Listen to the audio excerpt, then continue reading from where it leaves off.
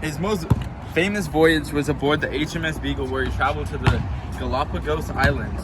There he observed a variety of species, especially finches, which led him to propose the species evolve over time through a process of natural selection. Natural selection is the idea that organisms with traits better suited to their environment and are more likely to survive and reproduce, passing those traits on to future generations. This concept challenged traditional views of creation and laid the foundation for modern evolutionary biology. In 1859, Darwin published On the Origin of Species, where he presented his evidence and theory. It was a revolutionary idea that not only impacted science, but also profound implications on religion, philosophy, and society. Darwin's work remains central to our understanding of biology today. His legacy has shaped fields like genetics, anthropology, and ecology, and his theory continues to be refined as science advances. Despite controversies in his time, Darwin's contributions are still regarded as one of the most significant achievements. Okay, John Bright, born in 1811 in England, was a prominent politician, orator, and reformer known for his passionate advocacy for political and social change in the 19th century. As a member of the British Parliament, Bright was a leading figure in the fight for free trade, social justice, and political reform. He is perhaps best remembered for his role in the campaign to repeal the Corn Laws in the 1840s.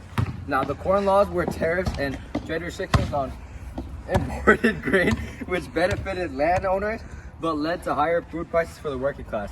Bright, along with fellow reformer Richard Cobden, argued that these laws were unjust and harmful to the poor.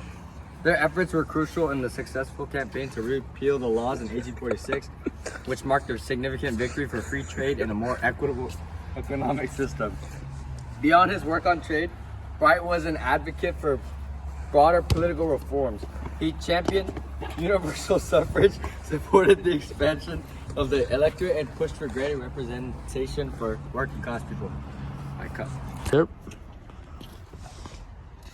Almost.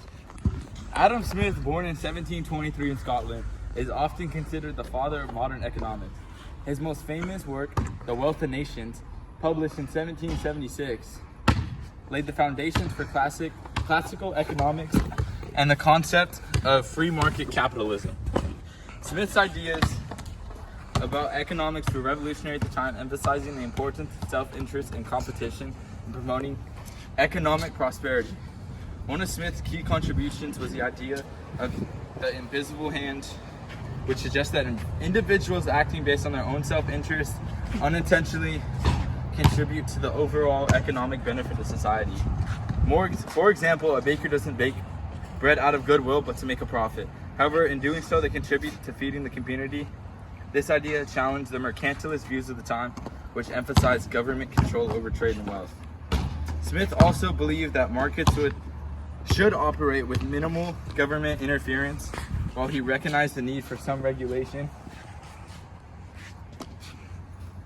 He advocated for policies that allowed businesses to thrive in a competitive, open environment. His thoughts on labor, value, and markets have influenced economics and political thought for centuries.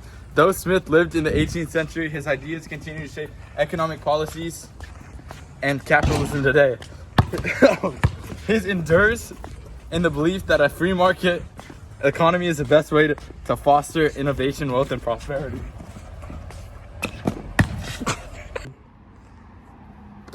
So, Thomas Malthus, born in 1766, nice catch, Chief! Born in 1766 in England, was an influential economist and demographer best known for his theory on population growth.